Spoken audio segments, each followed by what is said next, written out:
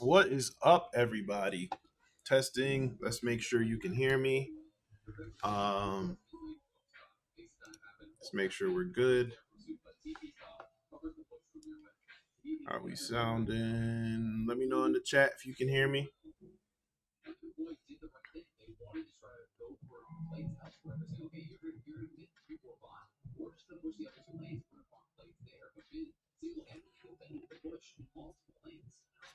Let's see. Because I don't see the microphone. Oh no, it does say there is some sound, so I think we're good.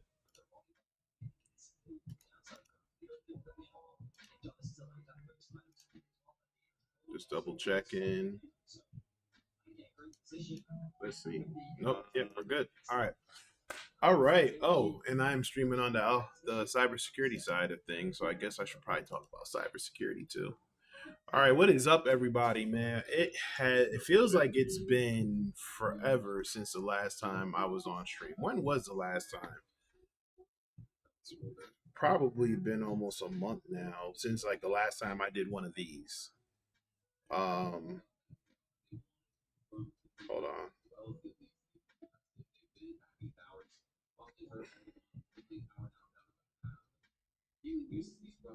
We got, like I said, we got some catching up to do, folks. We got a lot of catching up to do. It's funny. Well, I found something funny today, but let me see. Whew. I'm not even touching that, man. I don't even want to get into that.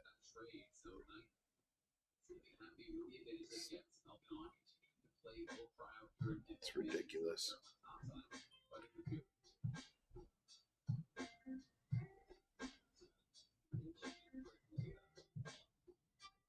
Okay. All right. So let me see. The last time I was on live, yeah, it had to be had to be about a month ago, man. It's been a while, but I'm back for for now, I guess. Every I'm trying to get back in the habit of doing these so that it becomes a regular routine for me again. Um, but this summer has been just one thing after the other, and it's just been like interesting time. Like it's been fun. I'm not even gonna lie. It's been fun, but it's been exhausting. Um, So for those who are new here, this is the Alpha Esports Technology channel. You're also watching on my personal stream or the DJax one on Twitch. I'm multi-streaming and I'm actually streaming to Alpha Cybersecurity right now, which I probably shouldn't be streaming to since we're not going to be talking too much cybersecurity. You might get into it a little bit, but whatever. We're chopping it up. But yeah, man, it's been a while since the last time. We've had a lot go on here at the center. We've had a lot go on just in general. Honestly, we've competed in tournaments. We've held camps. We streamed our own event. Actually, that's the last time I streamed, but I didn't actually kick it with y'all. So the last time we streamed was probably about 2 weeks ago when we did the RL bot tournament at the end of our camp.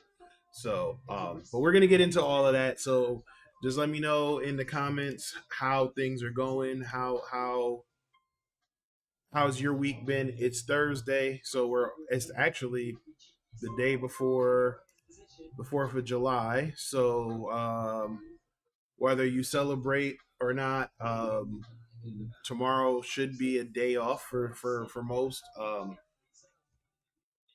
So just let me know how you doing, how you feeling, what's going on, you know, and let's chop it up. But yeah, it's we've been since the last time we've chatted. Um, I have been all over the place, man. We went back up to I went back up to Connecticut for a wedding. One of my closest and dearest friends got married. He's actually in our streamer crew as well.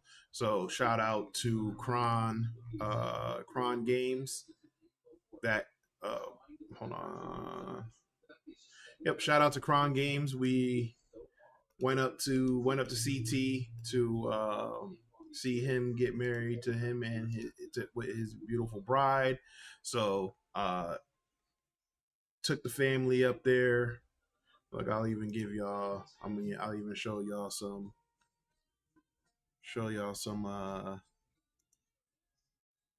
Nope, that's not gameplay. That's not. That's not. That's wrong. Let's see what's going on here. Why isn't this screen sharing? There we go. There you go. So yeah, so that was the grooms and thing. So we have a thing that we've done for years where we stand on couches. That's how you know we're having a good time. We gotta find a couch to stand on. But yeah, like I said, went up there to celebrate my bro's nuptials. So again, shout out to him and his beautiful bride. And then we came back down. Oh boy, we came back down, and I was here for about 3 days, and then we headed right back out to North Carolina for the for the Amateur Esports Association's national tournament. So we went out there and competed, and I want to say super proud of my team there.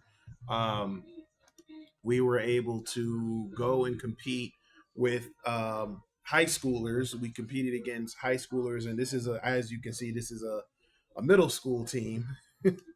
But we went out there and did our best, and we actually did pretty well. I'm very proud of them.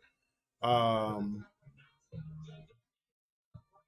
hey, you're looking for a new job. I hope. Well, best of luck to you. Um, I'm not hiring at the moment, but I'm pretty sure if you're watching from LinkedIn, I mean, you're in the right place to help you with that. So yeah, so like I said, so we went out to North Carolina last weekend, um, and competed in that tournament, and like I said, we did well. Came in 17th place out of a bunch of teams. We actually beat out some high schools. So again, proud of my guys. So shout out to Benjamin Rush. Um, shout out to Ketchup. Shout out to CA 2187. And shout out to Destiny Ames. What's going on, Ty? I know a long time. Like I was just saying, I said it's been it's been a crazy time, like I said. So even if we go back before the wedding, man, we've been running summer camps all summer. So I'll see if I can share some of that. So like I said, we did summer camps all summer where we probably my favorite camp so far has been the coding with Rocket League camps. As you see, we got our campers here. They're actually, you would think they're watching gameplay, but they're actually reviewing their bots. They're reviewing the bots that they were coding in Rocket League, and and then from there, figuring out what they wanted their bot to do. And then we did research and worked on different things. So now their bots were able to end up competing against each other. And like I said, it was done with all code. So that was probably the favorite camp, just because of the everything that how it played out. Like I'll show another one. So this was at the end of camp. We did like a little mini open house, had the parents come, and the kids got to introduce their bots to their parents, and then this is the live stream. This is the last time we were on live. So you see, it's just a quick clip, but they were watching it on the screen, and then we were sharing it on the thing here. Don't look at that. um and we're doing just doing a lot of different uh, learning a lot of different topics in Python. So yeah, like I said, we've been doing a lot of stuff and just been all over the place. So I'm glad to kind of get back to some kind of normalcy. It's been okay. Hold on. I see your comment, Ty. I'll get to that in a second. But yeah, man, like I said, yeah, glad to kind of get back into a regular, somewhat of a regular schedule because I still do work full time as a consultant, an application security consultant. So we do that, run our camps and everything. So I am lacking in the sleep department, but again, it's been really fun, and now we're kind of gearing back up to get ready for back to school. My my oldest is actually heading off to college very soon, so we're kind of counting down to that point as well. So yeah, we got a lot going on. So all right, so you said you're grinding with the bug bounty boot camp and doing such stuff on Hacker One. When you what do you're stuck with recon? What recon? Well, for one, if you're doing bug bounty, that means you're doing applications. I guess we are going to talk cybersecurity. So good. The Alpha Cybersecurity channel is being utilized in the right way. Um, so if you're doing bug bounties, you're doing the application. So is it a web app? Is it a mobile app? What type of app is it, and what recon are you? What are you trying to get out of it? Obviously, without breaking NDAs.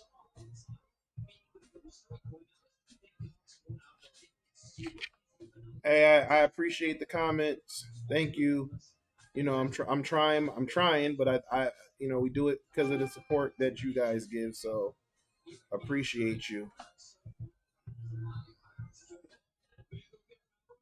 Oh, Angie. Hey, Ange. I had to see because it's LinkedIn. It doesn't tell me sometimes who's the one chatting. But how you doing, Ange? Actually, Ange, I'm gonna send you a message. Now's a good time to even talk about it as well. So, one of the other things that we're doing as we're fighting all the site under a wild card. Did you mean to say finding? Because it said fighting. Because if you're scanning under if you're scanning with a wild card, then I'm missing a microphone. Oh, there it is. If you're scanning with a wild card, then what you're doing, so you're enumerating every subdomain or everything in that domain, right? So if you do wild card, so can I bring this? I'm trying to figure out how I can break this up. Whiteboard session. Yeah, so if you're so if you're wild carding, you're basically trying to find everything under that. Okay, so yeah, you're directory brute forcing with GoBuster. Um, have you done a targeted one first? And Ange, if you're still here, I'm gonna send you a message. Well, I'm gonna talk about it next, but I appreciate the thank you for the comment. Does my soundboard work? Yep, it works. Okay. So Ty, if you are using GoBuster, I would before you go and do a brute force for any and everything with that wild card, I would do a more direct approach first. Yeah, okay, so you have it. I would do a more direct I would uh let me think about how I want to say this because the whole purpose of GoBuster is to kind of go through and find everything that you can. What other scans are you running while that's running? Because and how big is your word list? So when I say fine, when I say do a more direct scan, I mean don't try to don't use a massive don't do a massive word list when you're doing that, because I mean there's a lot of words that aren't really that you pretty much can determine aren't going to be included depending on the application you're looking for. You're doing a DNS search since it's the wild card. Okay, and I'm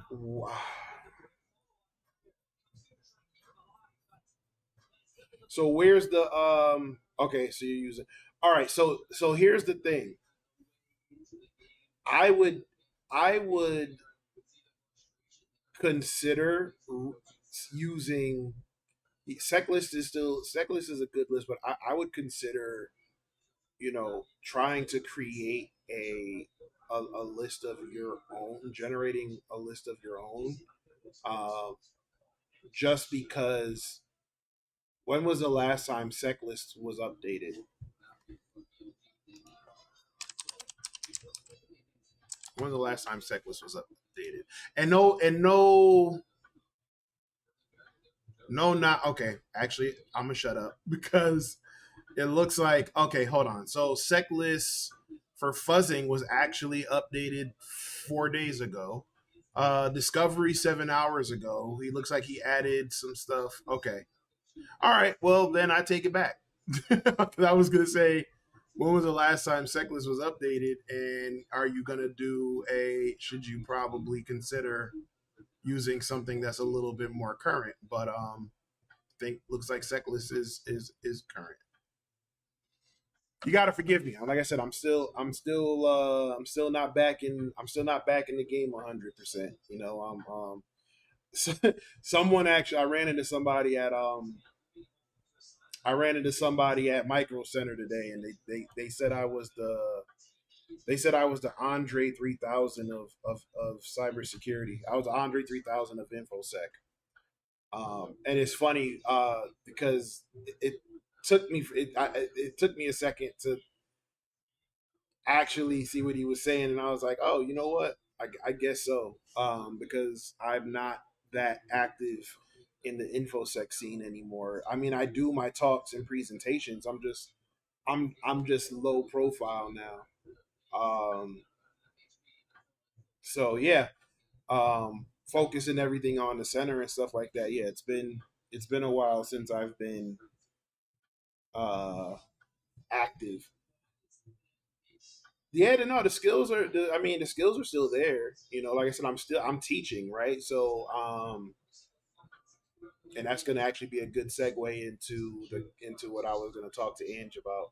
But yeah, you know, I'm teaching and doing stuff like that. So you know, I'm still keeping up on it. But like I said, as far as like being in the weeds every day, I'm not gonna lie, that's been somewhat refreshing to not have to like get up and dedicate like a part of my morning to or a part of my day to kind of grinding certain things out.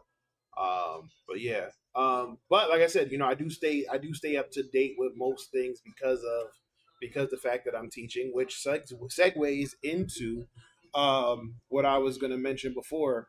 So Ange, if you're still here, I'm running a career exploration club for teens and young adults, like just getting out of high school or getting into college, and thinking of pursuing a career in tech.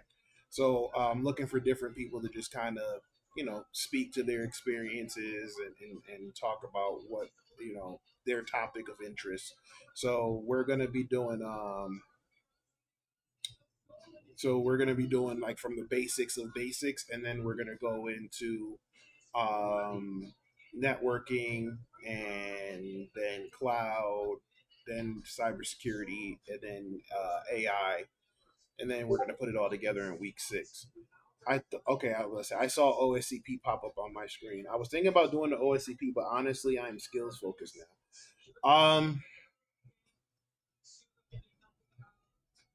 Don't they have a web app?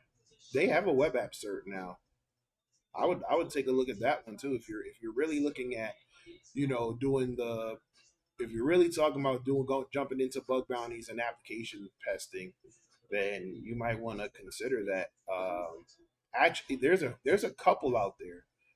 There's the one that I'm actually interested in that I've been going back and forth on whether or not I'm gonna do it as a part of my rabbit hole training. Is um, the try not try hack me hack the boxes app pen tester web app pen tester certification. So but again, it's like I have to see the value in it right now. Like I said, from for what I do on the consultant side of things, it's more it's more on the operation side of things. So it's like dealing with the procedures and stuff like that. And then I do hands on. So but hands on isn't the priority. It's not my main focus right now. But I like I said, I may do it again just because we'll see how deep we go with the training route. Right now, I'm dealing with a lot of kids and teens and young adults. I don't want to call them kids, but teens and young adults that aren't quite sure where they fit in the grand scheme of things. So OSCP is steep right now. Plus they yeah. I mean, you got to do you got to do what's you got to do what's you got to do what's best for you. You got to do what fits. All these certifications, they're all these companies, and they're getting bought up by these firms, and now they're raising their rates, and they're changing up how the certs are done and stuff. Um, and then stuff is rough right now. Things are things are really we're in a real different time right now. Um, so I would say, without going into too much detail, yeah, you got to do what's best for you, especially financially. You got to do what works best. Now, if there's an opportunity to get if the certification is an investment towards a higher salary, then obviously that's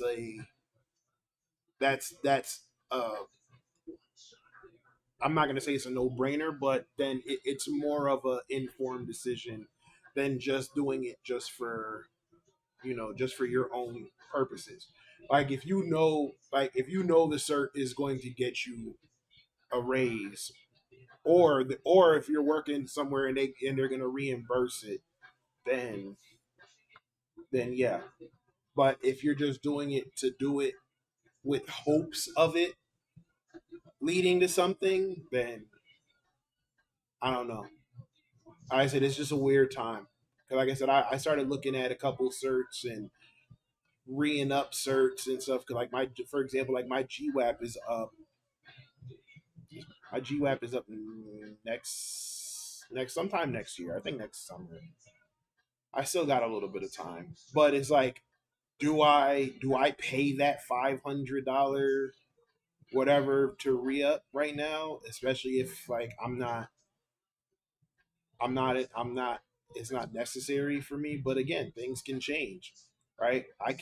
This contract can burn, and I'm back in the mix again. So I don't know. It's a real weird time, and like I said, as you can see, I'm being very careful with my words just because it's a sensitive time for some folks, especially with everything that's going on and things like that. So, um, but yeah, man, like I said, whatever's gonna work best for you and yours at the end of the day.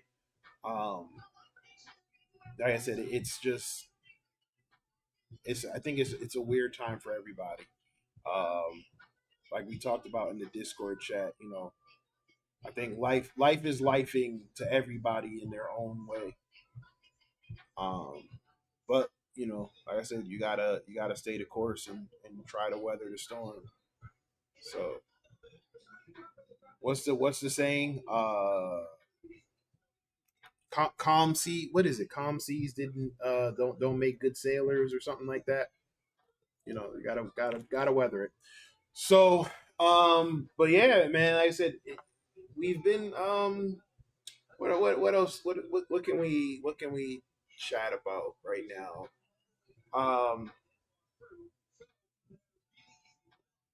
What are the plans? Yeah, what's going on in July? Right. So July, I'm hoping that my July personally is a little more quieter, but it's crazy because me personally is I'm tied into what goes on at the center. So it's like on one hand I want it quiet for me, but at the same time I want it busy at the center because that means we're doing well and that means we're able to pay the rent every month. So it's like it's crazy. Like we got back when we got back from Connecticut, like we didn't have a camp, and like the first couple of days, I was home, doing my consulting gig, but it was like, oh man, good, I don't have to do anything. We're closed, whatever. And then it was like, man, I'm missing out on money. Or when we were in CT, and I'm again there with family and friends, and it's cool to kind of go there and recharge, and then I get a phone call from like one of my big customers, right? Like one of my favorite customers, and it's a group of guys, and they were looking to do like one of their late night gaming sessions, and I was like, man, I'm closed, I can't. And again, it's always for one, yes, obviously with a big group like that, it does pay to be open, but it's always a good time with those fellas too. So that sucked. So it's like you gotta find that balance of it's like, man, I need the business to be successful, but I also need to, rest and get time in with my family and stuff. So like I said, July I'm gonna try to find that balance. Like the first half of the month, we still got our camps. Like we got our game design camp coming up on the 14th of this month.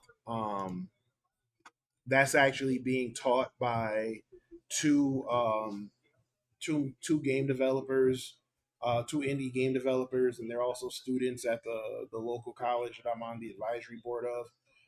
And then we have our content creator camp the week after that, and then I think the 26th we're doing a lot on the 26th. So the 26th is actually going to be our Fortnite community clash slash um, back to school because we go back to school. Kids go back to school first week of August, and then so that's going to be my July. My anniversary is coming up next week, so obviously I'm going to be chilling there. And then yeah, I got like I said, my baby girl's heading to college after that. Ever had a time when you felt like you're not doing enough in pen testing learning? Um, yes. And that's what led to like the first really bad burnout. Um, hey Claire, thank you. Yeah, that led to my first massive burnout. The when I wrote that article about the OSCP, that was the time where I felt like I didn't do enough, and imposter syndrome took over. And let me know if y'all can hear me because I got the microphone right here and I'm kind of leaning back. But yeah, that's when I felt like I wasn't doing enough. Um, and that's when I, you know, let the hype of all the bull crap you see online, especially in the infosec community, um, take over, where it was like, man, you're not doing enough. You gotta keep studying, you gotta keep grinding, you gotta keep labbing, and all of those things are true. But what they don't tell you is that it needs to be done in moderation. You need to take breaks, right? You need to give your body and your mind that time to really rest. So remember, this is what, 2018, 2017, no, 2018, 2019, yeah, like 2018. There's going to be practice on no, Claire, we're only closed tomorrow. We'll be back well, I'll be here Saturday. Can't speak for everybody else. I'll be here Saturday. um yeah, like I said, 2018, 2019 was when I was going after the OSCP. And to your point, to the point we were talking about earlier, when you said, when I was talking about if there's a incentive, if it's incentivized. So I had taken this role with a company, and I'm just gonna be completely transparent. I took this role with this company, and um, I didn't negotiate properly. I didn't. Let's just say I didn't completely know my worth. No problem, Claire. I hope you enjoyed your birthday as well. Um, yeah, like I said, I didn't negotiate properly, so they tried to find different carrots to dangle to get to that salary. So for me, uh, it was they should have given me the money. I was definitely worth that. But they said no. But if you get this OSCP in 6 months, you'll do it. And I want to say no, it wasn't. It was like 3 months actually. So they were like, yeah, if you can get it, yeah. 'Cause I had started a job, and then yeah, there. So anyway, whatever. They gave me this unrealistic timeline to study for it, and I was like, okay, fine. So now I'm getting up in the morning, seeing my kids off to school, doing working every day, coming home from work, and then I'm studying and labbing till like 1, 2 in the morning, and then I go to sleep, wash, rinse, repeat. Right, so I'm probably getting 3, 4 hours of sleep every night. Um, I'm just trying to grind away. And like I said, I missed the first OSCP. The first time I took it, I think I missed it by like, it's like 10 points, 10, 15 points. Awesome. I'm glad you got that time off. I'm glad you enjoyed it.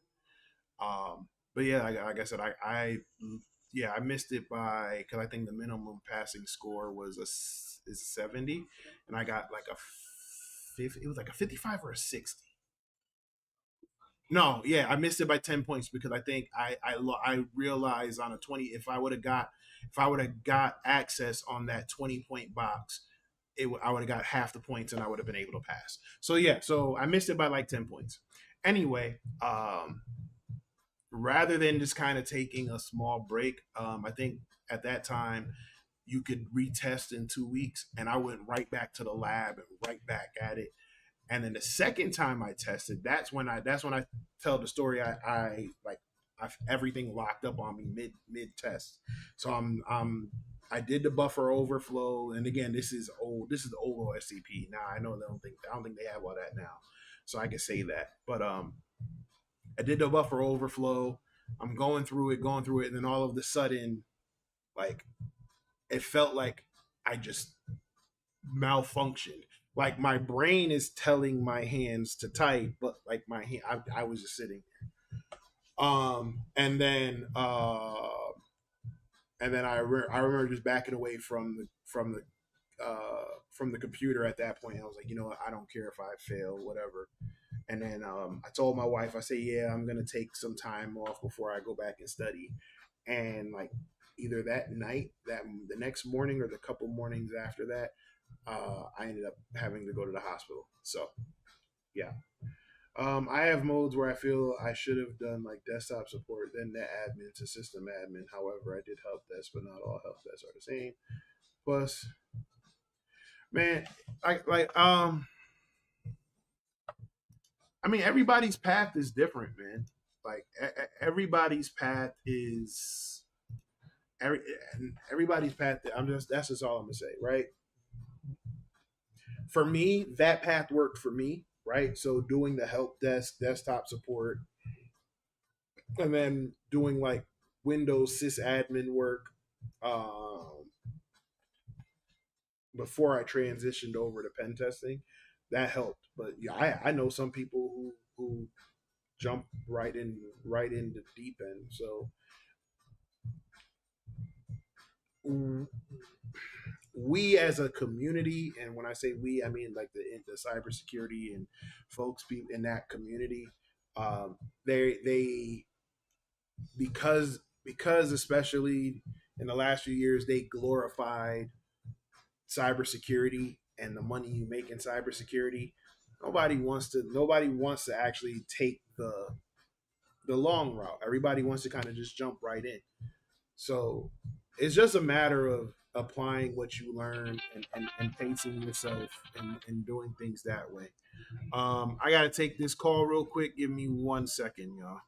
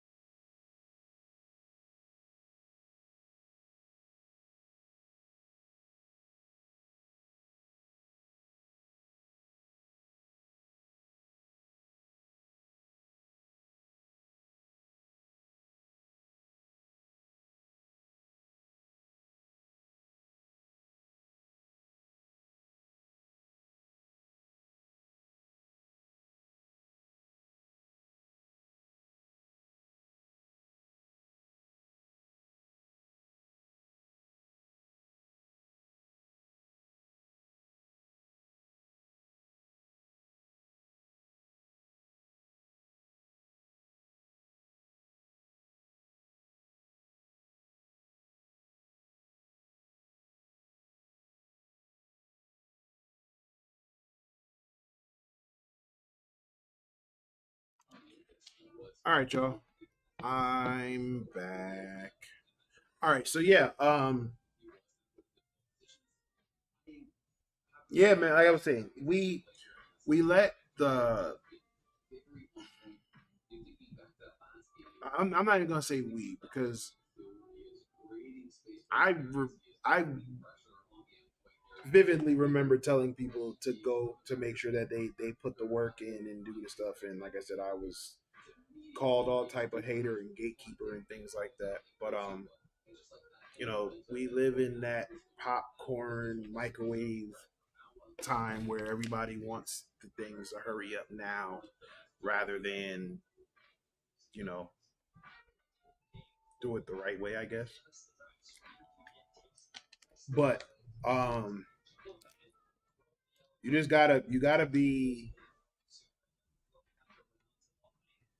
you gotta be consistent. You gotta be eh,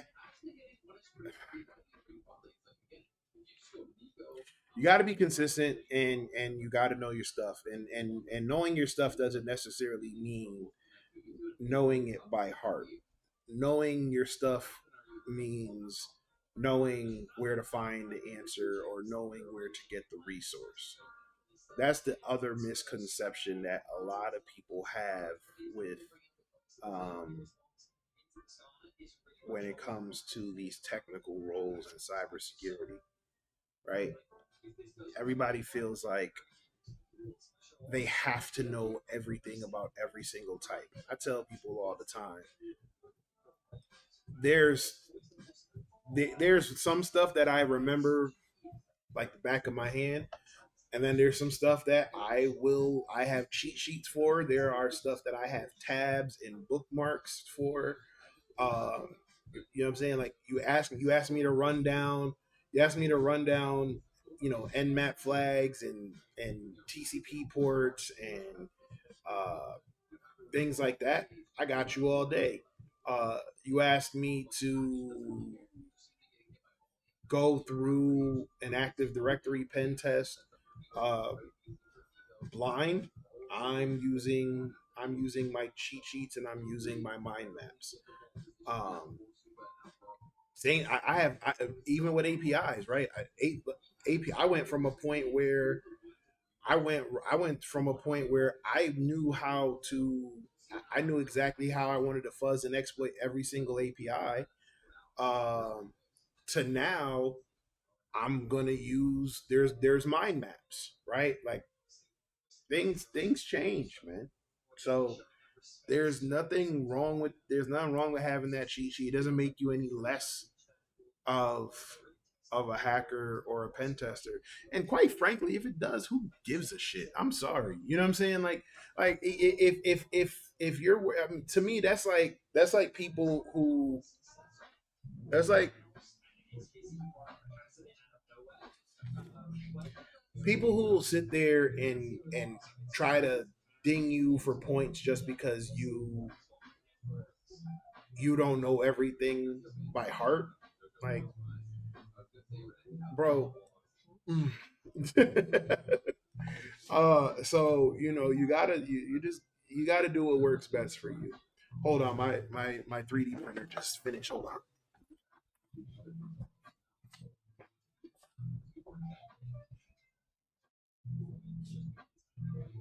Hey,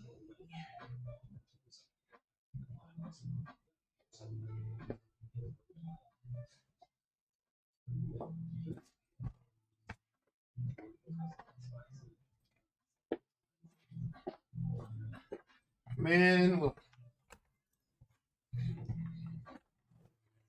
I got me a 3D printer when we got back, and I've been printing everything. I've been printing little tools. I've been printing stuff like the Nintendo Switch 2 came out. Um, I printed a ventilation for it because it kind of overheats at the bottom, and then I just kind of printed these wolves. Man, look, hey, I mean, I appreciate it. I miss you too, man. I missed y'all too. But these are things that y'all know, man. I'm just kind of reinforcing it. Like I said, I trust me. I'm fighting to get to that point of where things can be somewhat normal, man. I got so many things and so many ideas and so many stuff, just things I'm trying to do and get done. Number one, bring back InfoSec Unplugged. Um, well, that's top of the list on that, but also get these other programs out. The cybersecurity education, the cohorts, the teaching the cybersecurity stuff to like I have a cyber safety thing for that I'm trying to build out for senior citizens.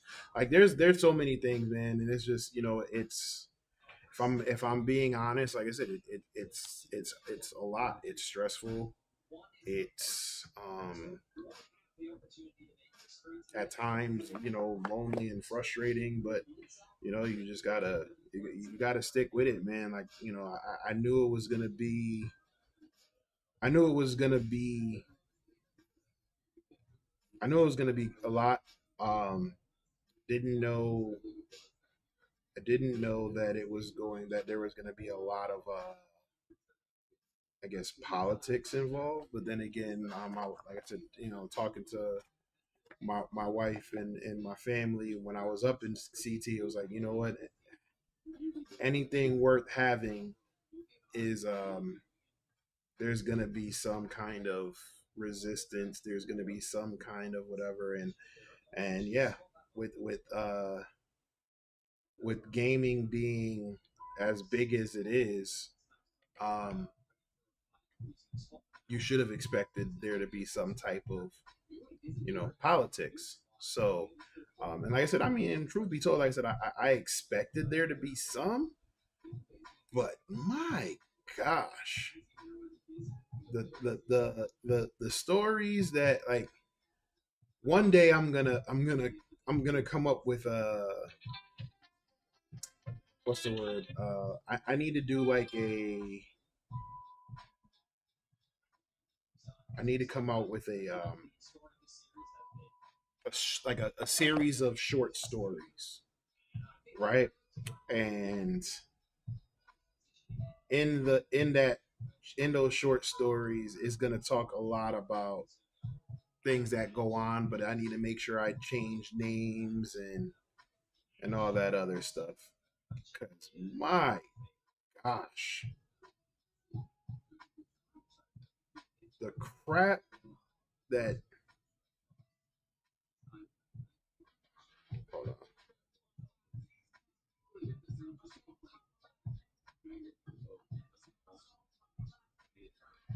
hold on, I'm looking for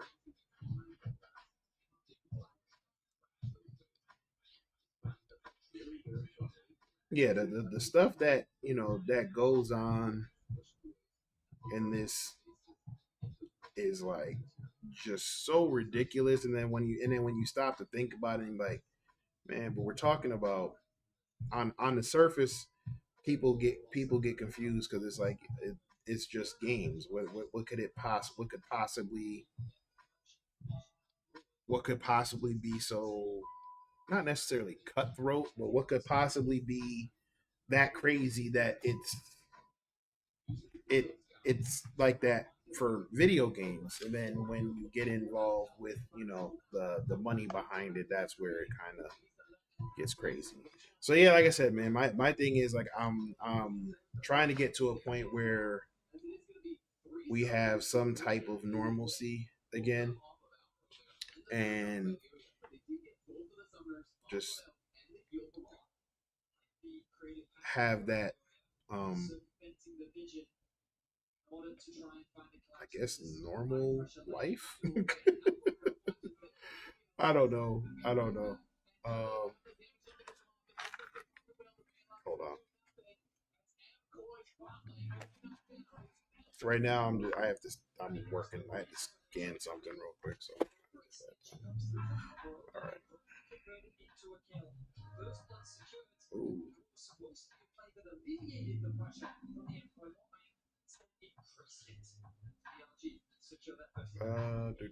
Do.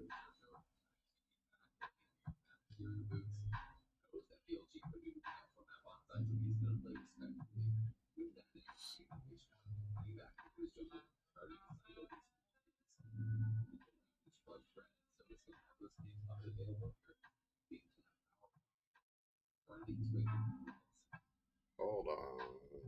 That one.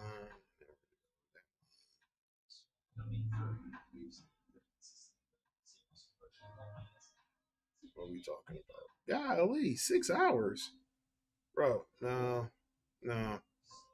All right, all right. So yeah, man. All right. What else? What else? What else are we? What else are we missing out on?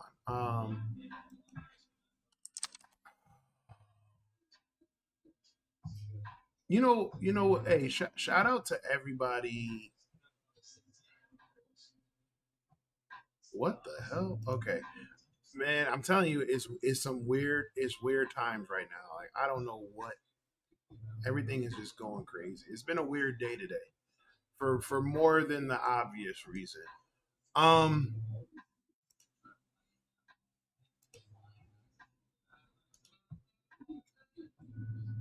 Microsoft. What? yeah, let me see. So I've heard some things. I mean, obviously,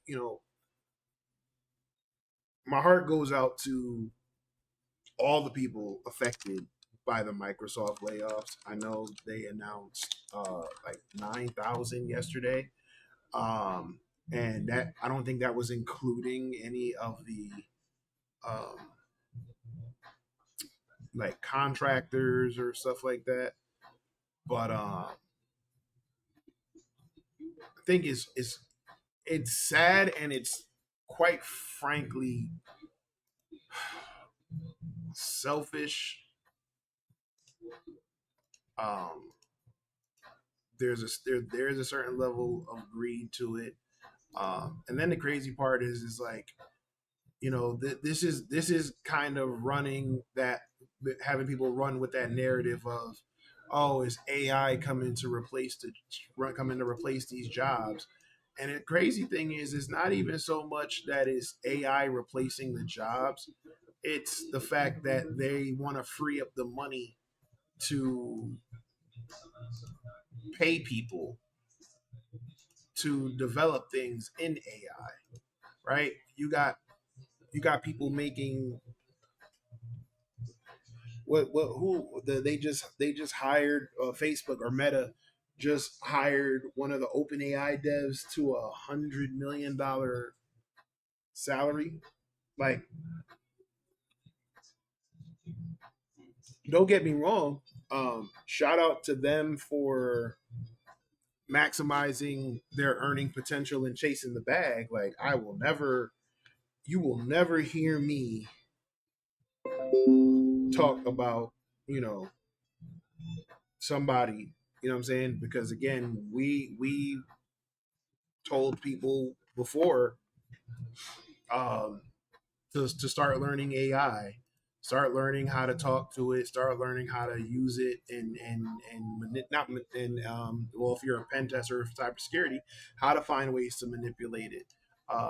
So shout out to those people who are making that kind of money. But I mean, when you have these corporations and these companies, shedding their workforce just so that they, you know what I'm saying? It's like, it's just strange times. It's strange times. And then they got they the Xbox division, they laid off a bunch of people over there as well, shut down studios. I mean, it's just, it's so crazy. It's so crazy. But then when you look on the books, it's like, oh, they've made so much money. We're so profitable. We're this, we're that. And it's just, it's like, on one hand, it's like, okay, you're a business, and then but on the other hand, it's like, but do y'all gotta be that damn greedy? Give me 1 second. I have somebody here. I'm gonna talk to them, and I'll be right back.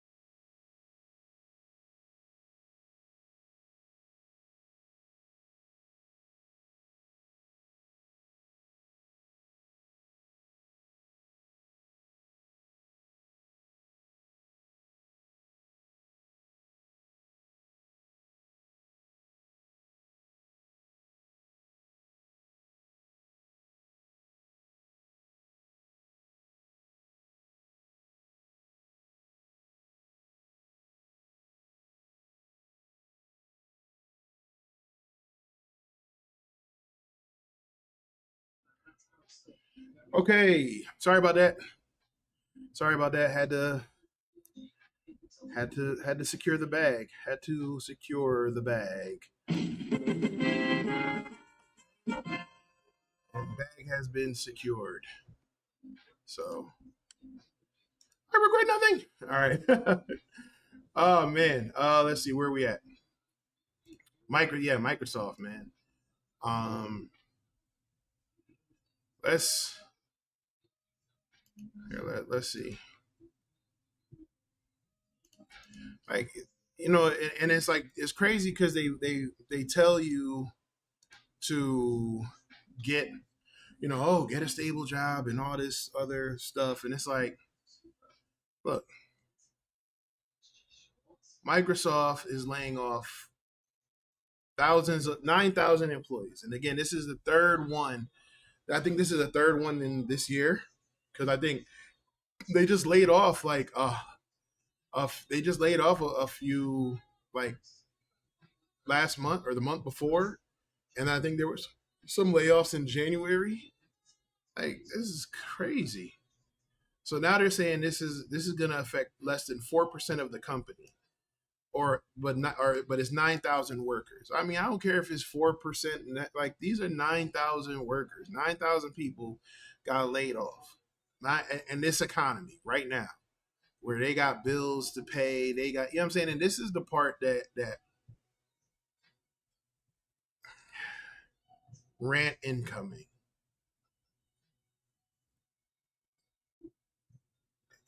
Yeah, so they laid off 7,000 people in May.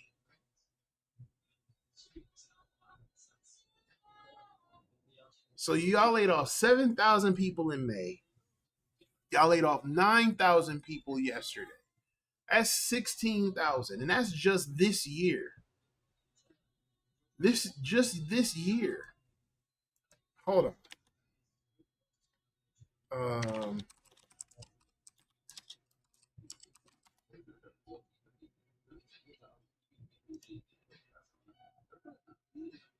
So in 2023, they laid off 10,000 people.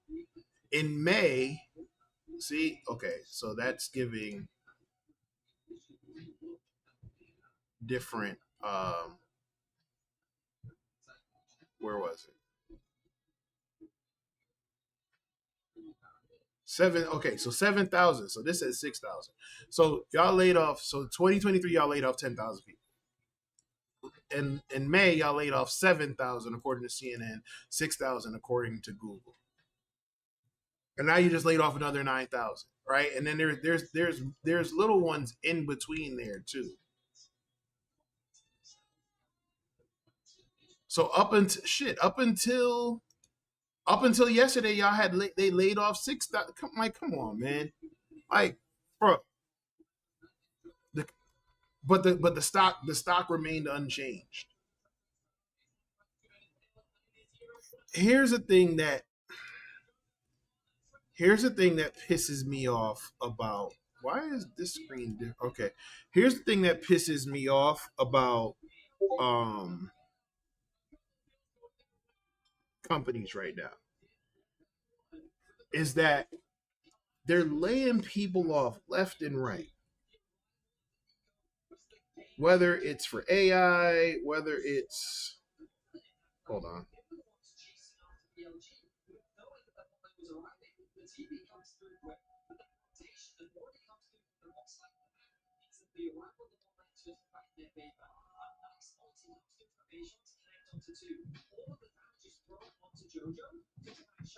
Like y'all lay off all these people,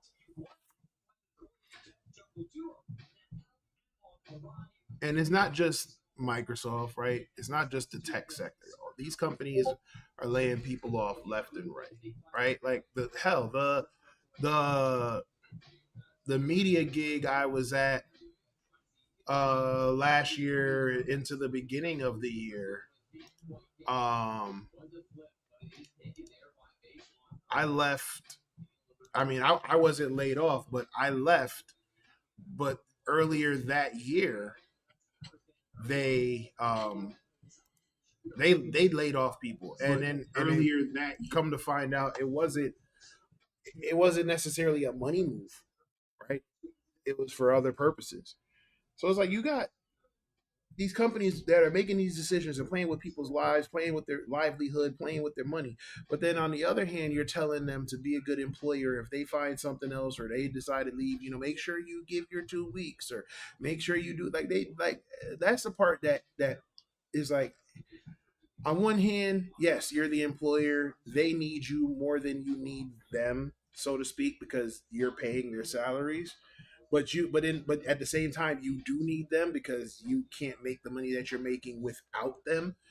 And it's like, but you treat them like crap. You treat them like garbage. You don't give them what they're worth. You keep them just enough to scrape by, right?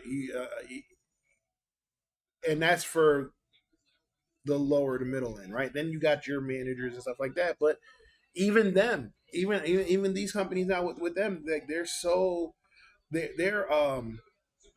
they're overworked, right? It's like they're earning their salaries, right? They're earning those salaries, and like I said, and you're not paying them at least in the tech side, you're not paying them at the clip you were paying them back in 2020, 2021, 2022. You're not paying them like that no more. Granted, yes, you can still make six figures. Yes, you can still make $200,000 a year and all of that. But I mean, at this with the inflation and all of that, like it's not like 2020, 2021 was a good time in the tech space, right? Because you had all the extra money. But and but now it's like you're doing they're working for that money, right? Like they're probably doing more work to earn that now than what it was before. And I'm not saying that the work wasn't hard before either, but they're working a lot more to earn that money, only for you to then turn around and lay them off when your bottom line isn't as fat as you want it to be. And it's like that's the part that really bothers me. And it's easier said than done to say to go into business for yourself, because I'm gonna tell you right now, shit, I am not profitable um here with the center. I'm doing okay. I'm trying to work some deals. My goal is to hopefully start becoming profitable in the next year or so. Knock on wood. Um, but it's easier said than done. I was asked the other day if I had it to do all over again, would I have would I have opened up the center? And my answer is um, yes, but it depends, right? I probably would have, but I probably wouldn't have put so much of my own bread up, right? Like I put I put my own money up for all of this. I mean, with the exception of some people gifting some things or doing like raffles, but even then it was for prize money and it was for prizes and stuff. Um, oh, if they're laying people off, then why get tax cuts?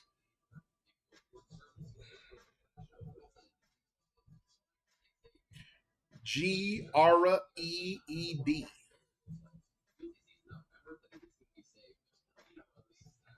That's the only thing I could think of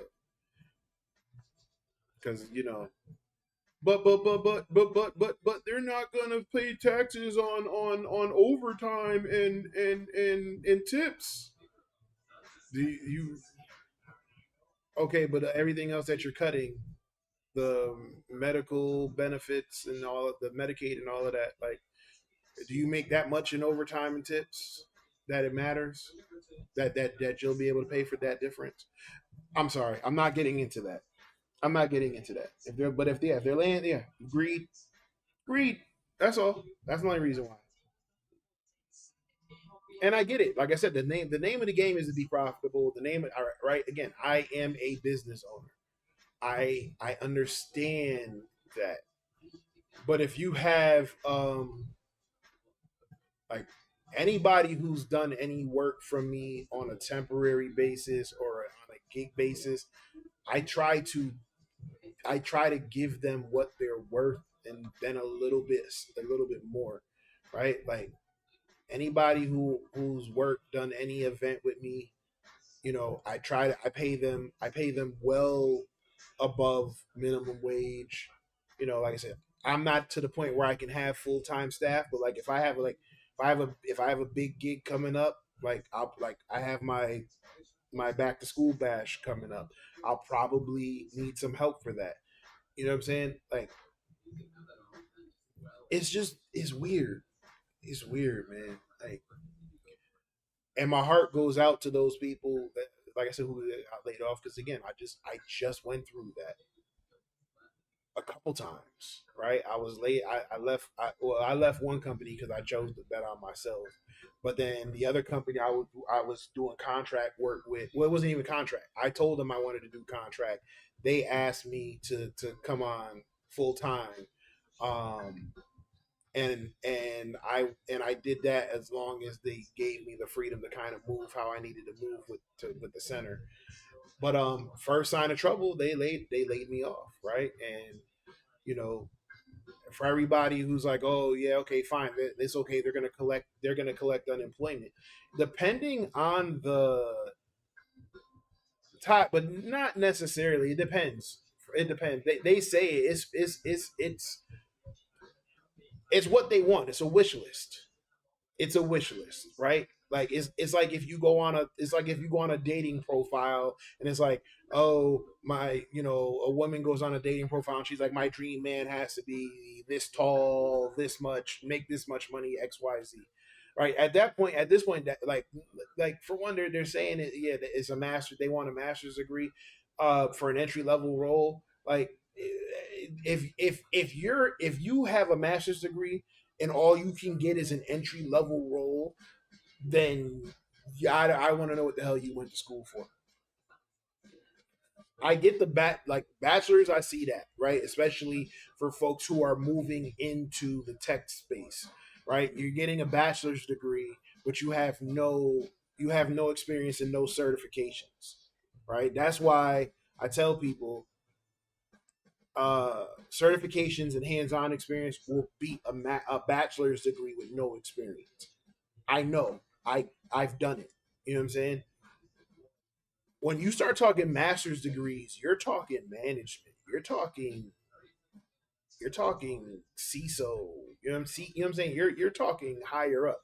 So there, unless you had a master's degree in something and you're starting over again, I don't see a situation where you're gonna have a master's degree and get an entry level role. And even then, with that master's degree, and let's say you do have a master's degree, and then you start over and you whatever, you'll have more room to negotiate. Well, at least normally, because I don't know what the hell's going on with the job force these days. Like I said, they lay people off, and then they turn around and then here's the other thing: is like, how do you lay off those kind of numbers? And again, I'm not just talking about Microsoft in general. Just all these companies that are laying people off by the thousands, Microsofts, the Googles, the Metas, the government. Maybe it's because they're considered contractors or whatever the case. But how do they do that and then turn around and say the unemployment rate's the lowest it's ever been? I don't understand. And I'm not saying it to be political. I'm saying it because I don't fully understand. I'm saying it because I don't fully understand how there are people I know directly or indirectly who are affected damn near daily with getting laid off or struggling to find jobs. I know people who are on almost 2 years of looking, and they are highly qualified, and they can't find anything because of whether it's they refuse to take significantly less money or whatever the case may be. But you have these people who are, again, I'm not picking a side. I don't care about the side. I don't care about either side. I think everybody is full of crap. I think everybody is serving the interests of whoever they are serving, and it's not the people. So don't take this and clip it and try to turn it into something out of, because I'm telling you right now, both sides can kick rocks. I'm just saying I don't understand how the math works in whether in either administration, because even in the last administration when they were saying unemployment's great, the unemployment's low, unemployment numbers are low, but people were struggling, right? Oh, it's easy to find a job, but I was one of the people who was looking for a job the last time, right? Like, and I'm gonna be honest with you, if I didn't go the consultant route, I don't know if I would have found if I would have found comparable full time work, right? Like I had the media job, but that was more of a, I wouldn't say it was the the media gig was cool, but that was another situation where the powers that be started playing in everybody's face. And I'm sorry, I'm not the one. I'm not. You're not gonna play with me in my face and lie to me. You know what I'm saying? Like I'm. That's just not how I operate. Um, if we have an agreement and we have an agreement in writing, um, I expect the agreement to be honored, especially if I'm holding up my end of the bargain. Um, but even then, that wasn't technically the tech sector, right? That was the media. That was the media space. But even then, like I said, they laid people off, and then when you start getting into some of these rooms and you start hearing that it wasn't for, it's not like the company was struggling, right? Like that's the part that blew my mind. And then of course you hear about it before, you hear about it in other situations, like I said, tech companies that they're like, hey, you know, we want to lay people off before our quarterly earnings report, so it makes it look, so we get these numbers off the books, and it inflates the numbers and makes us look like we're super profitable to our shareholders and all of that. So you hear about it with the big companies, but then when you have a company that again that's walking around talking about, oh, we're a family and we believe in all core values and yay and all this other bullshit, and I call it bullshit because that's how it is for them. I'm not saying that it's not a realistic thing. Like you should believe in your core beliefs, and you should treat your employees, or you should give a damn about what your employees are doing. You should be invested in their well being. Not, now, if they're taking advantage of your kindness, then that's a different story. But if you have people who are working for you and doing right by you, to lay them off and then be like, yeah, you know, we're restructuring, yada yada yada, and then like I said, but then behind the scenes y'all are laughing. And I'm not saying it from speculation. I'm saying it because I was there when a lot of this, when in those meetings when people started to restructure, and then they realized, oh crap, we probably let go of the wrong person, and now we need to scramble and we need to pivot. And now I'm in a lot of these situations and a lot of these calls where things needed to pivot, and then it's like, well, if why would you do that?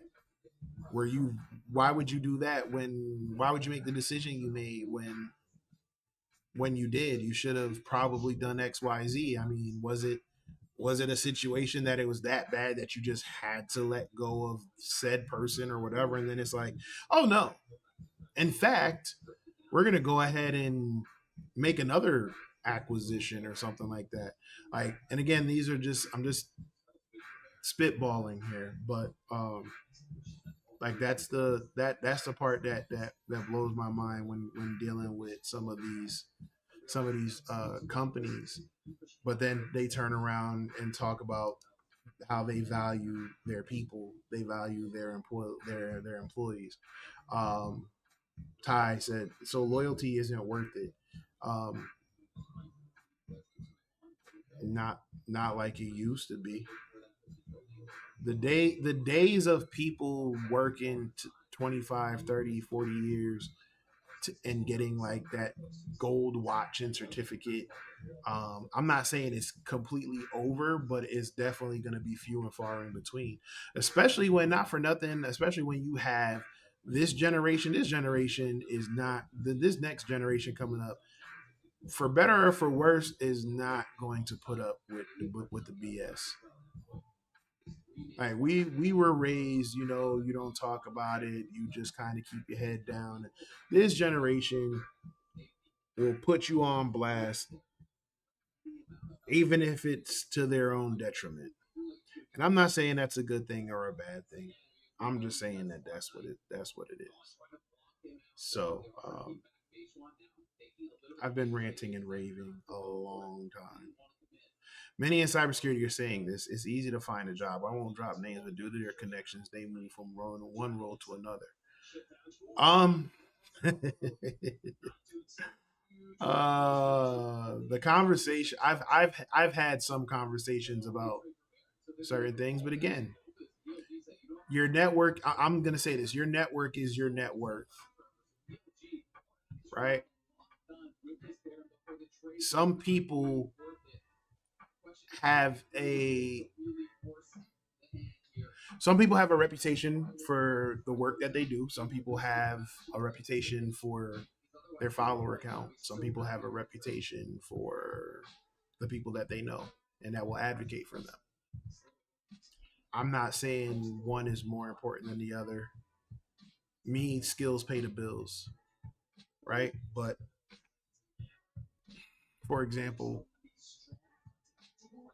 I've probably pissed off a lot of people in my time, especially from my platform, because of the things I stood up for and things that I believe in. So when I called certain things out and I called it out on InfoSec Unplugged, that probably played a role in why people didn't want to mess with me or whatever, because I said the things that people were scared to say.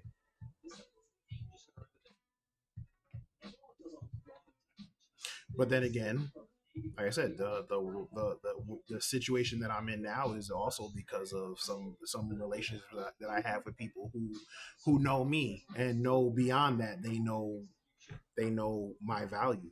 So, um, you know what I'm saying? It yes, certain certain people from certain backgrounds and certain connections are able to just kind of jump from role to role and not even sometimes not even get an interview.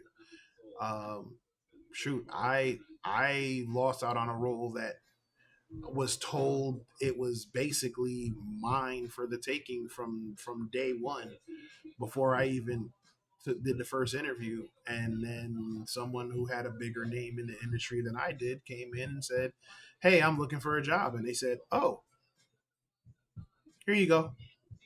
Sorry, Devin." You know what I'm saying? Again, it's the nature of the beast. And again, your network is your net worth. I'm not like I'm not here to say whether it's completely fair or not, but it is what it is. Um,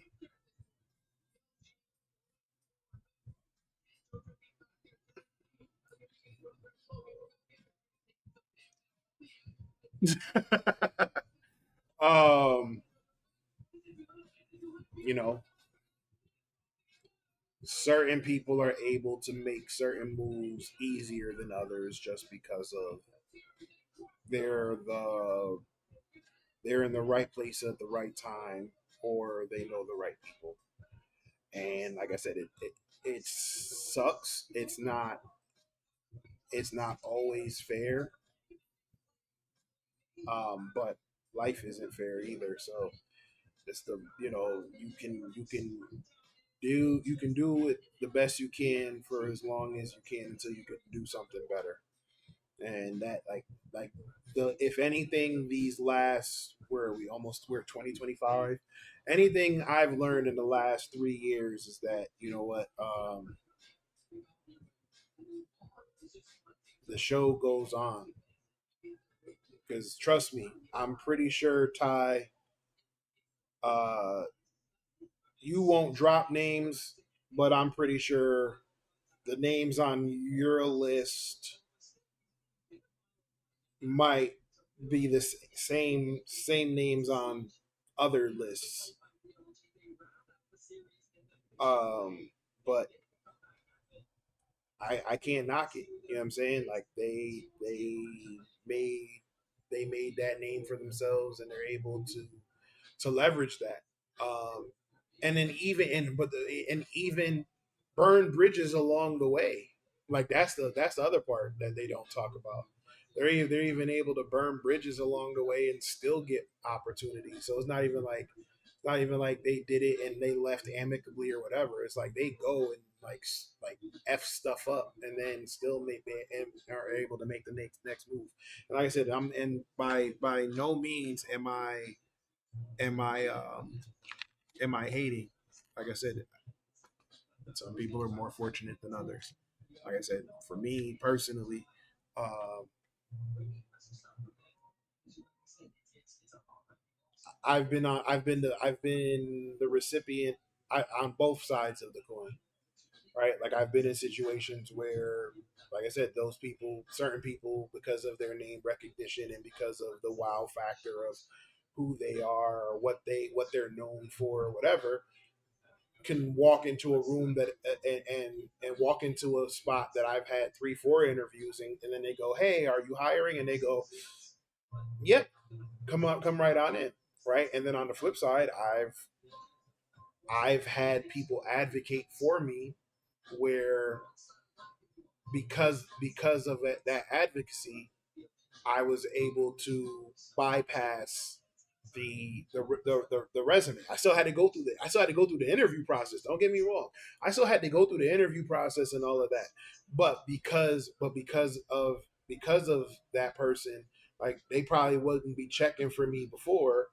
Um, they probably wouldn't be checking before, so I'm sorry, they wouldn't be checking for me before, but now because a certain person said, nah, go this person said that they applied or whatever, um, now they went looking for it. Um, if you don't stand up for something, you fall for anything. No, that's facts. That's facts. That's facts. But like I said, not everybody is built the same. Not everybody is built the same. Not everybody has the same beliefs. Not everybody moves moves with the same type of whatever. Some people have different ideas of what they consider to be integrity, right? So like I tell my kids, I don't care what it is, you will never compromise your integrity. Never compromise. I don't care. For my son and for my daughter. Never I don't care what the price is, you are never to compromise your integrity. You are never like your soul does not have a dollar amount. There isn't a price tag on your soul. So um, what that means for them and what that might mean for their friends or might be two different things. So if like heck, they can go out there in the world and determine that what whatever decision is that they can make isn't going to compromise their integrity. They're going to keep their integrity intact, and that might be different for me. You know what I'm saying? So my thing is just you know if you're gonna do it, if you're gonna put in the work, do the work, be a good freaking human being in the process. Um, like I said, it doesn't help that these companies, like I said, they don't. I don't think they move. They move with the same level of integrity, and I think that's what's also causing the rift. The force is strong with you. Nah, man, it's just, again, you go through a lot of things. You deal with some stuff, and after a while, it's just like, all right, cool. What are you willing to stand for, right? Like, go to going back full circle to the what we were talking about before with feeling like you're not doing enough, right? Had I negotiated my value, had I stood my ground and not moved with such desperation, would I have felt that pressured to force myself to do what I did in order to get the OSCP, even though I didn't get it, failed it, and then ended up hospitalized and probably haven't been the same since, right? So that lesson, and then seeing, and then just kind of moving and progressing through my career, like I said, I got to a point where, no, I know my worth, especially when I see what my skills command out there. When I see how much, like, it's to me, there's no bigger eye opening experience than when you see what your work brings the company you work for. Like, that was the eye opening experience for me. And like I said, I think I've talked about this before on InfoSec Unplugged, or maybe not. I don't know. But for me, that was an eye opening experience when you're in these rooms with these companies and they're negotiating for your services, right? So Ty, let's say I run a pen test shop. I'm on a call with a client, and then as a part of the pick kickoff or whatever, I bring you in onto the call. So now you're on the call. I'm introducing you, saying, "This is my employee, Ty. He's going to be the one conducting your pen test. Ty, run down your credentials, right?" And now let's say you have all these credentials. You have these certifications. You have these years of experience. You have the technologies. You have whatever, right? You have all these things under your belt. And then the client goes, "All right, cool. Yes, we would love for Ty to run the pen test on our thing, on our system." And then you find out that they're being charged something like 40, 50K for a pen test that you're running. And all I'm doing is waiting for you to finish the test to say test is concluded. You to finish a report for me to say here's the report, and then get on the call and go, okay, so here's the findings. Have you read out the findings, make sure they're satisfied with it, tell you to go back and tweak whatever needs to get tweaked in the report, and then send out the final report to get the second half of the payment.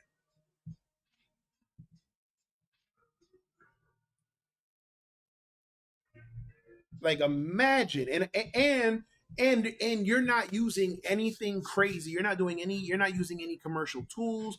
You're not doing anything that commands whatever, right? Because I can see, like, so for example, like, let's say you had the commercial Metasploit Pro or whatever the case may be, right?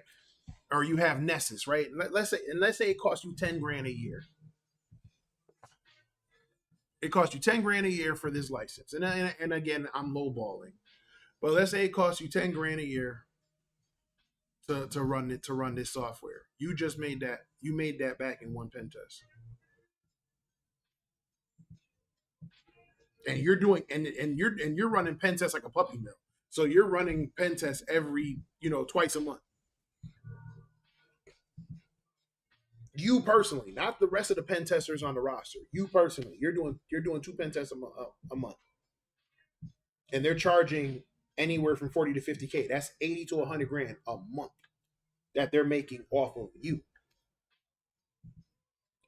when you start to see those kind of numbers, and you're getting paid,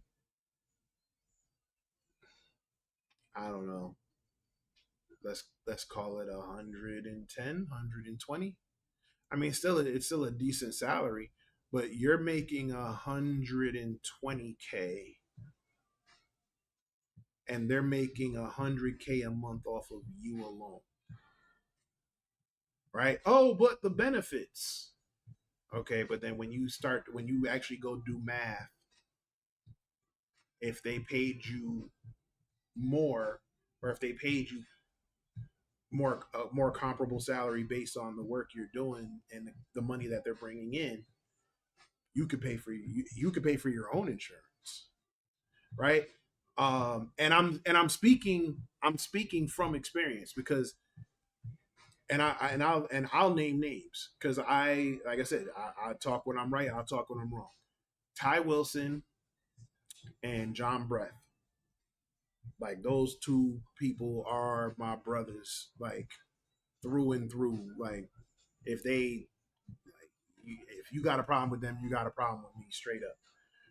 But I remember on two separate occasions, they were telling me that I should go into business for myself.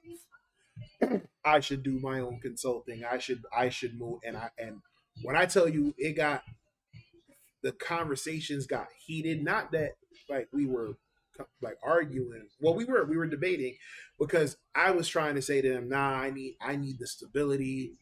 I need the insurance. I can't deal with the contracts. What if you get laid off? And what if they terminate the contract early? And then I got to do my own taxes and all that. And they were like, bro, it's not that hard. Like, you just got to do it. And I'm like, yeah, I just don't feel comfortable doing that. And now in the last 3 years, now I was put in a position where I was forced to go into business for myself, not with the center, but from the consulting side. And now I see it wasn't that big of a deal, right? Ty, BSD Bandit, right? He was another one that was like, bro, I don't know what you doing. You wasting your time. You need to go this route. Once you get into it's rough at first, but once you get into it, you'll be fine. And he's like, you do you whatever, you put off whatever you need to do for taxes and XYZ. And I'm like, all right, whatever. And I'm like, I just felt like I didn't have the discipline. But now I'm like, I don't know if now I feel like I need to try to land more contracts. So you know what I'm saying. And then there's also a different way that it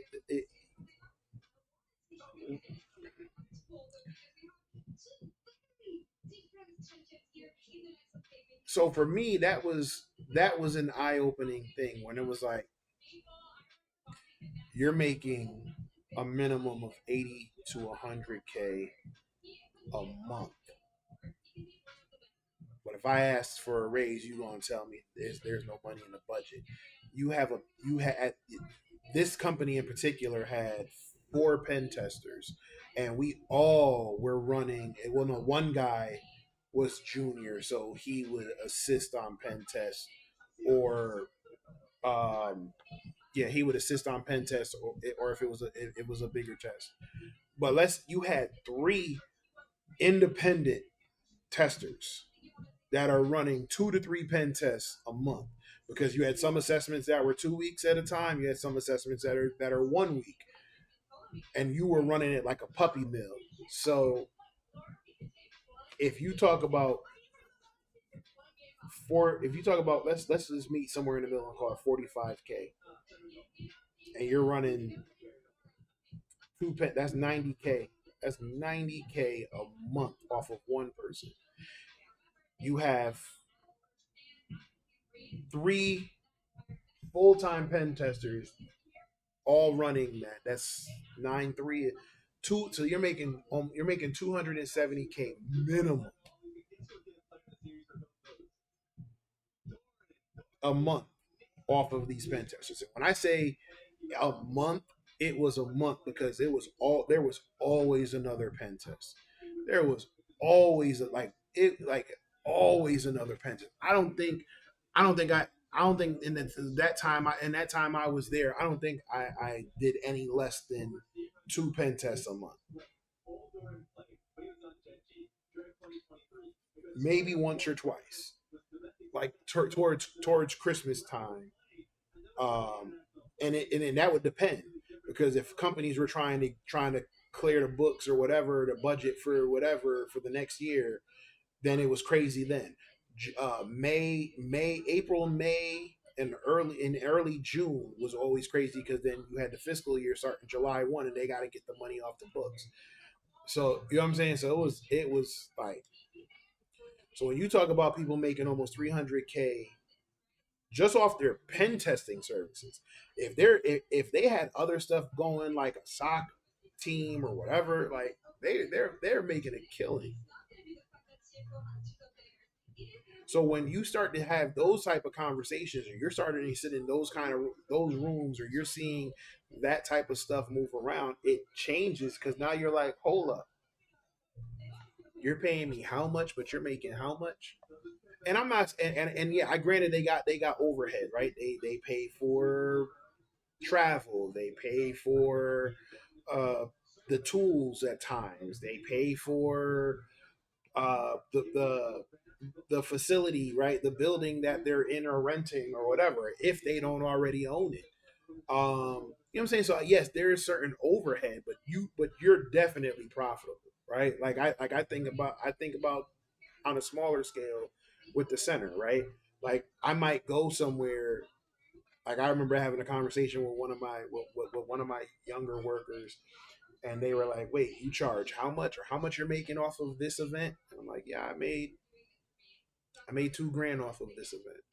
And they're like, "Yo, that's crazy. Oh, so you made 2 grand? So that means you're making, that means you're making a lot of money." I'm like, "No, well, for one, I'm not as active like that. Like that was my one big event that month, but my rent is also around that same amount."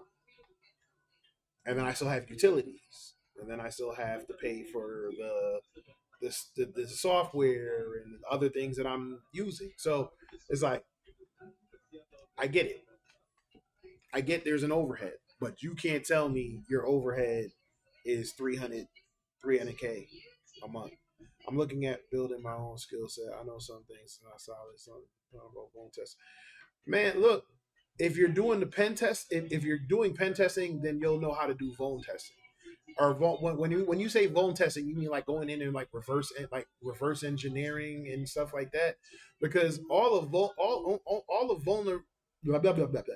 All of vulnerability assessment is a is just a pen test without exploitation. Pen test is recon, scanning and analysis, exploitation, post exploitation, report writing, right? And that's not if you that doesn't count the pre-engagement phase, right? But just the pen test alone, the process of a pen test: enumeration, scanning and analysis, exploitation, post exploitation, report writing, vulnerability assessment, enumeration, scanning and analysis, and that's it. What's going on, Flatten? Appreciate the support. That's those are that's the difference. You don't do exploitation post exploitation. So vulnerability is enumeration, scanning, so enumeration and reconnaissance, scanning and analysis, report, or I should say invalidation. Okay? So enumeration and reconnaissance, scanning analysis and validation, report. Pen test, enumeration and reconnaissance, scanning analysis and validation, exploitation, post exploitation, report. and you're already, and most pen testers are writing as they're testing. So there's really no pivot you have to do on the vulnerability assessment side. It's just a honestly just it's just learning how to do uh tables in a spreadsheet when you deliver it to the client. Like, so if you're going to go down the pen testing route, you're already learning vulnerability testing. You're already learning vulnerability assessment because you still have to validate. You still have to validate, right? So that means you still have to make sure that the vulnerability is indeed a vulnerability and not a false positive. So you still got to do a little bit of fuzzing. You still got to do a little bit of research. You still got to validate that, okay, if it's saying that it's running us this software. Let's say you're doing a vulnerability assessment on an application and it's running an outdated version of Node.js. Okay, cool. I'm gonna look at I'm how do you validate that? Well, it says this is running Node.js version 10. What's the current version of Node.js? 11. Okay, how do you validate that? I need to screenshot somewhere in the application's code that shows that it's running this version of Node and show that the version of this is the current version. Boom, that's your vulnerability. Everything doesn't have to be hacked. Everything doesn't have to be breached or exploited. A vulnerability can literally be you're running an outdated version of this software. You're running an outdated version of this driver. You're running an outdated version of this operating system. Why? Because the potential of an exploit can is there. Remember, you have threats, risks, and vulnerabilities. The risk is there. You may not be able to exploit it because A, you're not allowed to, right? Because there are things called scopes and rules of engagement. So, for example, you have a scope or rules of engagement. Most rules of engagement says you can't do any destructive testing. What's destructive testing? Destructive testing is something that can cause a denial of service condition on an application. So you have anything that can cause a denial of service, anything that can take a service offline, you can't do. So if the exploit risks that, you don't even take that risk, and Ty, as you're doing stuff with bug bounties and stuff like that, especially if you're working on an application that's in production. You take down something in prod, that's a problem. So in those situations, what do you do? Okay, I know that it's running this version, and because of that, these vulnerabilities, there's a risk of it being vulnerable to these possible exploits. I can't. Yes, it's scan. No, but you still have to validate.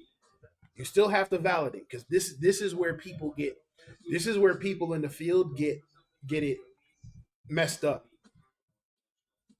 Is that they will call themselves a pen tester. They'll go on platforms like Fiverr, Upwork, and all these things, right? And they'll say, "Hey, I'm gonna do a pen test for you," and they will run OpenVAS, right? And anybody who knows pen testing knows that OpenVAS is an open source vulnerability scanner, and it's cool for basic purposes, but it's not trusted enough to actually go do or like pen testing on a real commercial business, right? This is where you want to pay a license to get like a Tenable Nessus or another thing like that. OpenVAS is not for OpenVAS should not be trusted for commercial use, right? Unless it's changed in the last whatever. Because I told you I'm 1 foot in, 1 foot out.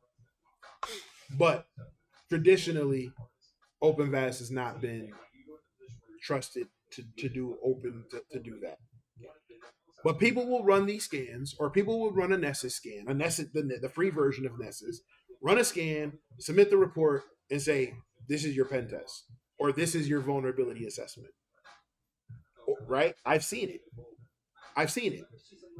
One of my consulting gigs, I said, can I see your previous pen test report? And they gave me a write up that was poorly written, and they gave me an open VAS scan report.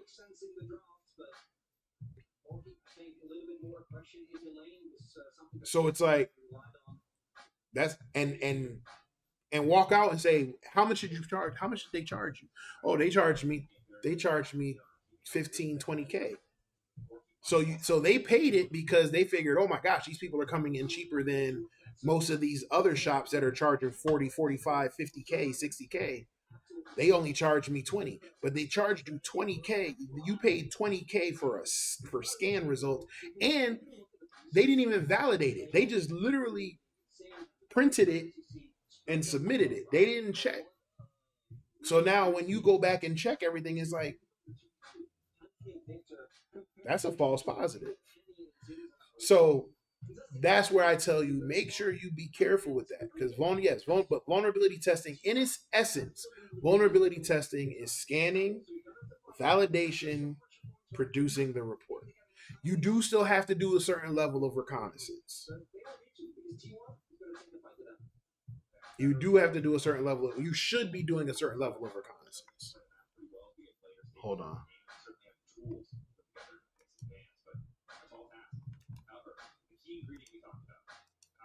I need my chat bot to stop to because these damn bots with the freaking stupid links. But anyway, come on a cybersecurity person's link thing and talk about, yeah, find the best viewers on this spam account that's possibly malware.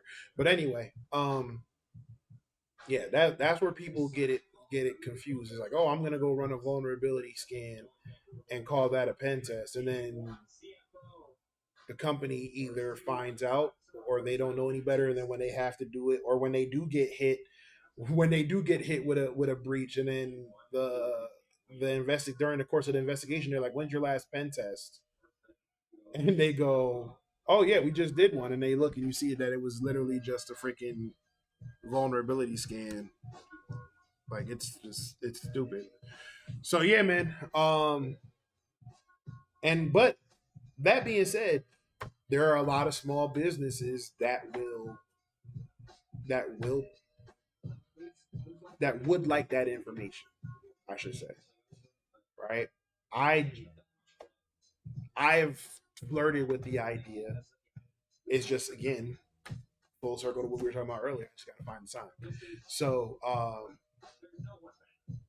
so yeah, man. Like I said, I hope that helps. Um we are approaching 2 hours now. So I'm gonna get out of here. I gotta get ready for. Well, actually, tomorrow's a holiday, so I need to. But so I'm gonna go home, get some dinner, and then I'm actually going to start editing my vlog. So we recorded a lot of footage and a lot of content while we were in North Carolina for the national Fortnite tournament, and I'm gonna turn that into a small vlog.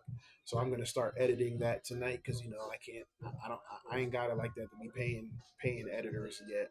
So I'm gonna get up out of here. Actually, I might even go set up my other VR headset. So yeah, I'm gonna get up out of here though.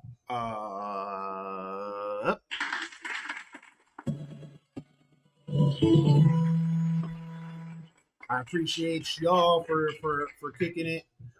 Ty and uh who is our new commenter?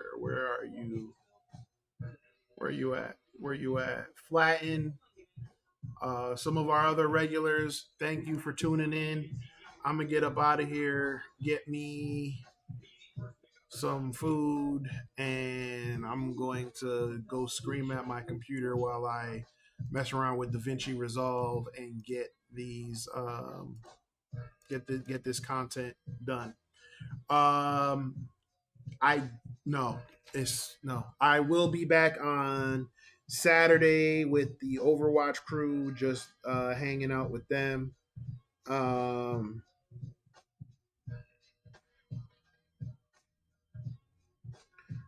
like we said before, um, it's we're in some strange times, so just do your best to keep your head above water. Do what you got to do until you get better, and you know, uh, keep it pushing. I'm going to try to do the same. So, um, let's get you some good luck with some of that. Let's get you that. Let's get you her applause. All right, y'all be good. I will holla at y'all next time. Like I said, I gotta take this call. I'm gonna get on this phone call, and then I'm gonna get up out of here. And yeah, see y'all later.